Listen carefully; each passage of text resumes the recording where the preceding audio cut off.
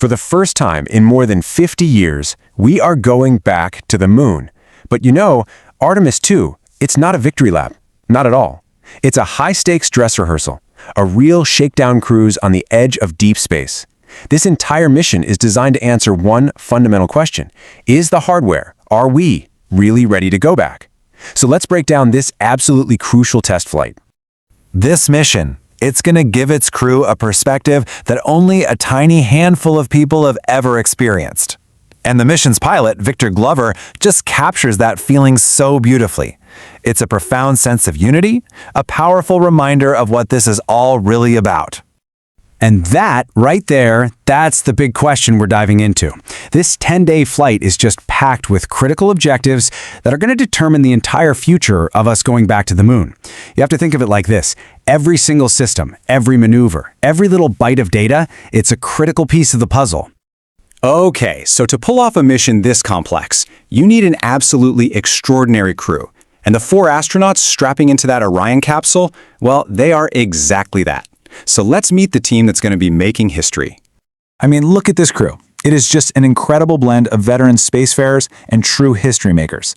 At the helm, you've got Commander Reed Wiseman, a seasoned test pilot. He's joined by pilot Victor Glover, who's about to become the first black astronaut to travel beyond low Earth orbit. We've also got mission specialist Christina Koch, who holds the record for the longest single spaceflight by a woman. And representing Canada, Jeremy Hansen becomes the very first non-American to venture this far out. What a team. So before you commit to a 250,000-mile journey, you first have to make sure your ride actually works, right? That's why the first 24 hours are this crucial shakedown cruise in high Earth orbit. It's where they'll learn to fly the spacecraft they've named Integrity. Right after launch, Orion gets put into this long, looping orbit that takes it about 46,000 miles from home.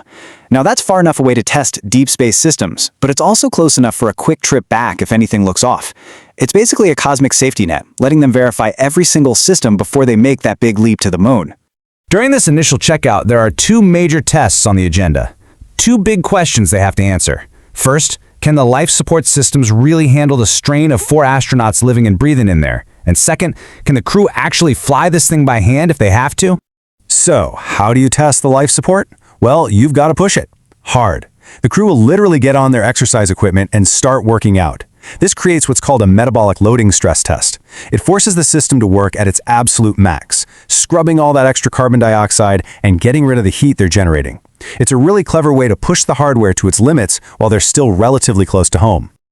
And then comes the real piloting test. The computers get a break and the pilots prove they can fly.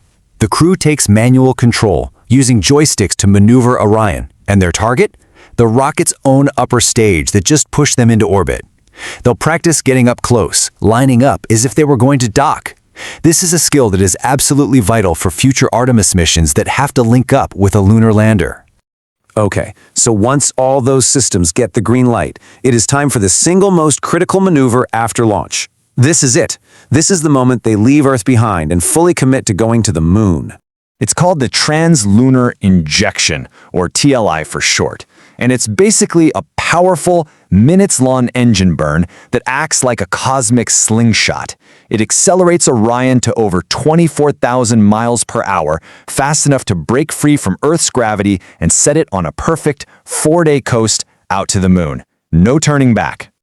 And the hardware that makes all this possible is the European Service Module. You can think of it as Orion's powerhouse. It's a really complex piece of engineering. That giant nozzle at the bottom, that's the main engine. And get this, it's a refurbished engine that actually flew on the space shuttle. It does the big burns, like TLI. Then you've got 8 smaller auxiliary engines for course corrections, and 24 tiny thrusters for fine-tuning Orion's position. With that TLI burn complete, the crew is officially in deep space. They are charting a course no human being has taken in over 5 decades. This is the heart of the journey. So, to put it all on a timeline for you, here's a quick look at the 10-day trip. Day 1 is launch and that critical checkout phase. Day 2, they hit the gas with the TLI burn. Then they coast for a few days, arriving for that amazing lunar flyby on day 6. And after that, it's the long journey home for splashdown on day 10. And just stop and think about that for a second. When Orion swings around the moon, this crew will see the lunar far side with their own eyes. It's a view no person has had since Apollo 17, way back in 1972. They'll be farther from Earth than anyone has been in a generation. It's just incredible. But even way out there, the tests don't stop. A huge one is optical communications. This is a laser-based system that's designed to send massive amounts of data. We're talking high-def video back to Earth way faster than old-school radio waves. Think of it like upgrading from dial-up to fiber optic internet. Proving this tech works is essential for a permanent base on the moon. The journey out is amazing, for sure. But the most important part of this entire mission, it all happens in the last 30 minutes. This is the trial by fire re-entry. The success of the whole Artemis program really hinges on this one single test. I mean, really think about this. Orion is coming back from the moon, and it's going to slam into our atmosphere at nearly 25,000 miles per hour. That kind of speed generates temperatures of 5,000 degrees Fahrenheit on its heat shield. That's almost as hot as the surface of the sun. It's a faster, hotter re-entry than any crewed vehicle has faced since the Apollo missions. So, how do you possibly survive that? Survival comes down to one thing, the heat shield. And there are several absolutely non-negotiable objectives here. Mission Control has to prove Orion can steer itself to a super precise splashdown spot. Engineers need the data on that intense heat and pressure to make sure their computer models are right. And most importantly, they have to confirm that some design changes made after the uncrewed Artemis 1 flight work perfectly under these insane conditions. There are no do-overs here. And all of that brings us to the ultimate purpose of this whole mission.